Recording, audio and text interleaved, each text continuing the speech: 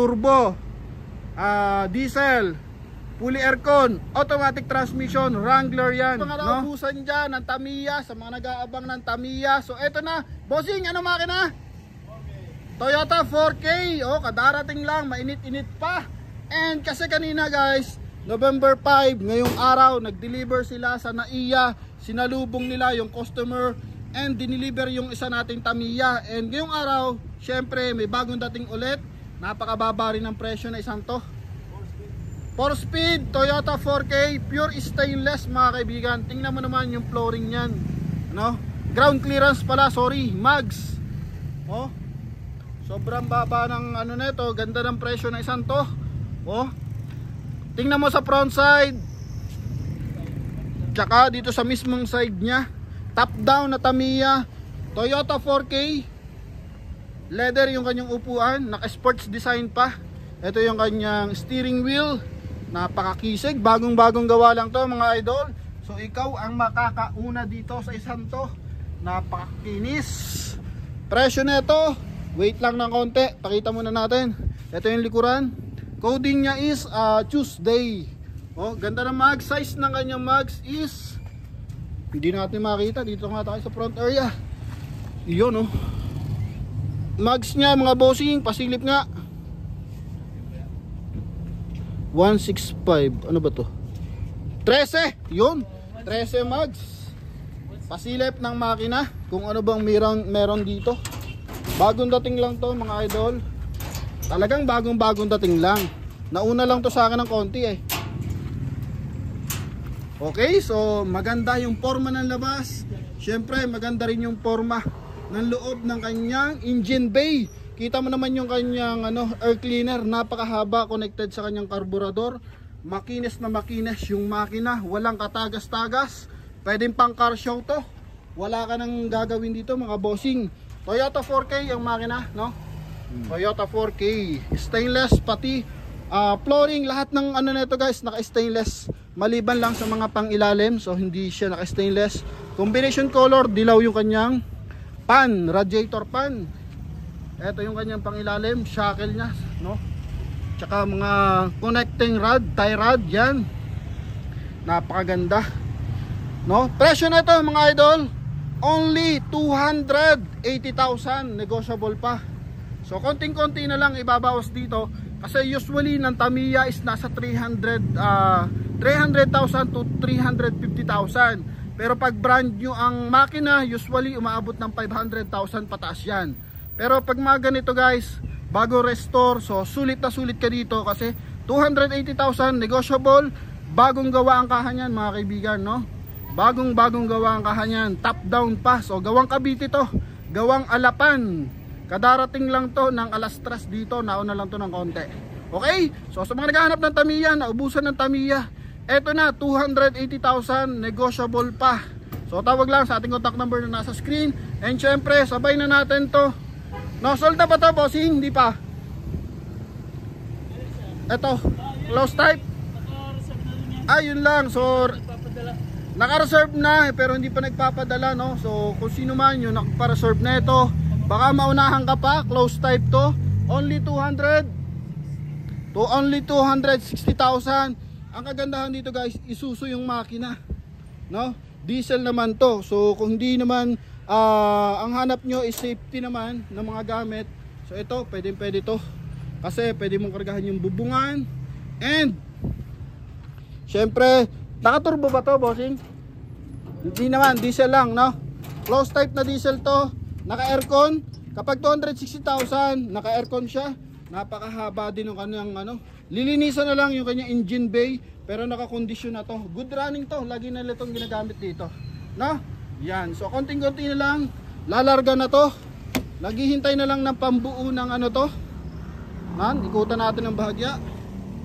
Naghihintay na lang ng pambuo ng aircon, kasi I think pre na lang kulang na ito, pero lalarga na to isang to, Kay Bossing Ray naman to mga idol. Syempre ang bilis kausap nun, hinga mo lang konting discount yan, bibigay na to sa iyo. Ganda ng design, babarnisan mo lang to, yan. Sir, kuya Alan yun, yun, si Gold Wings dumaan, yun, Shout out kay Bossing Goldwings. Ito yung loob niya. O, yan yung aircon. Okay, ito yung kanyang driver side tsaka passenger side. Medyo masikip lang eh. Ang galing na nagparking na ito mga lods. Tingnan mo naman. Oh. Ay, grabe. Gagabalahibo na pusa yung ano eh. Nabubuksan to mga idol, no? Nabubuksan only 260,000 sa naghahanap ng mga close type. Panalong panalo to. No, kadarating lang din naman to last few weeks ago. Hindi lang pa to nare-refresh. Pero yung kasi yung asking niya, if may gusto kayo ipabago, itong kagandahan dito, bagong dating yung unit, hindi pa nagagalaw, may mga babaguhin pa dito. If ever na gusto niyo pabago yung kulay, pabago yung design nyo, so pwedeng pwede, no? Yan, kasi nga kayo talaga yung bubuo na itong isang to. Oh, kagandahan dito, diesel. So kahit sa mo to dalhin, hindi ka uurungan na ito. Isuzu pa yan, na? Gemini ang makina na ito, I think. No? Gemini ang makina. Ayun yung kanyang front area. Napakababa niyan, 260,000. Okay? Yun lamang mga kaibigan. And maraming salamat sa ating mga viewers. Etong isang to sold na. And eto guys, yung isang ginagawa dito, 230,000 to. 230,000, di pa rin nagagalaw kasi ang daming bagong dating ngayon eh. No? 230,000, close type naman to. Manual transmission, Toyota 4K ang makina na ito. Yan o. Okay, Toyota 4K. Oh, 230,000, fully aircon naman yan. So sa mga naghahanap ng, sa mga naghahanap ng fully aircon, 230,000 meron tayo. 260,000 meron din tayo. Fully aircon din yan. I-refresh na lang yan mga kaibigan. Napakabilis na lang yan. And syempre yung ating Tamiya dito, hindi naman tayo magpapaiwan sa Tamiya, no? Grabe, oh. Tamiyang walang kakupas-kupas. Grabe. Kung marunong ka mag-set up. Ang kagandahan kasi sa Tamiya, bili mo siya ngayon ng mahal, pag binenta mo, mataas din yung niyan, resale value, no? Yan, yun ang mga napakaganda dyan. Okay, so lipat tayo ng bagya sa kabilang side.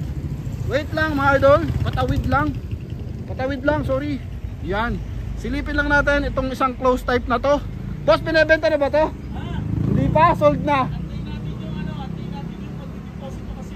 Antayin natin yung pagdideposito. So papasilip na lang natin mga idol, kasi syempre naakit na yung ating mga viewers dito eh.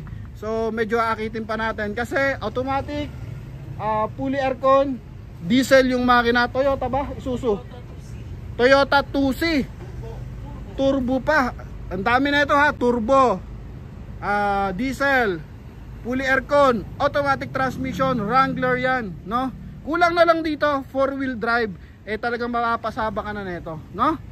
Presyo nito magkano bossing? Wag na daw banggitin kasi magkakasamaan lang ng loob, no? Dalawa yung nagpa-reserve nito, magkakasama ng loob, pero below 400 lang to, no? Bossing, below 400? O below 400 lang, no? So sa mga naghahanap dyan ng ganitong design, yun lamang. Napakadalang ng ganito. Automatic transmission. Close type yan mga bossing, no? Ang dami na ito. Nakakatuwa itong isang to mga idol. Pinipilahan talaga to, no?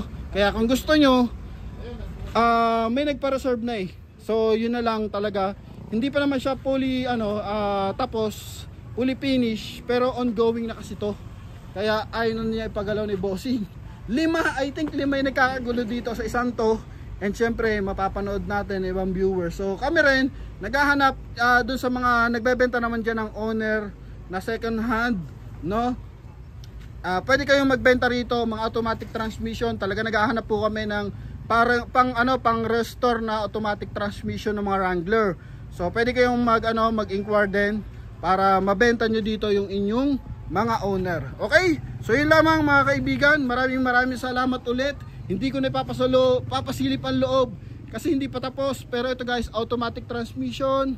Ulitin ko, fully aircon, diesel, naka-turbo pa. Hindi lang siya naka 4x4. Yun, no? So yun lamang guys. Maraming salamat sa suporta and sa panonood. God bless you all. Always pasilip na lang natin yung kanyang engine bay. And yung kanyang headlight, syempre LED. Kasama na yung kanyang signal light. Hindi ko na bubuksan. Ay, mabuksan eh. Ayun pala. Okay? So i-refresh pa yan. And papagandahin pa yan. Tingnan naman yung kanyang busina. So pag bumusina yan, talaga namang sakit sa tenga. So yun lamang mga kaibigan. Thank you very much. Ulitin ko, automatic transmission. Bye bye and God bless you all.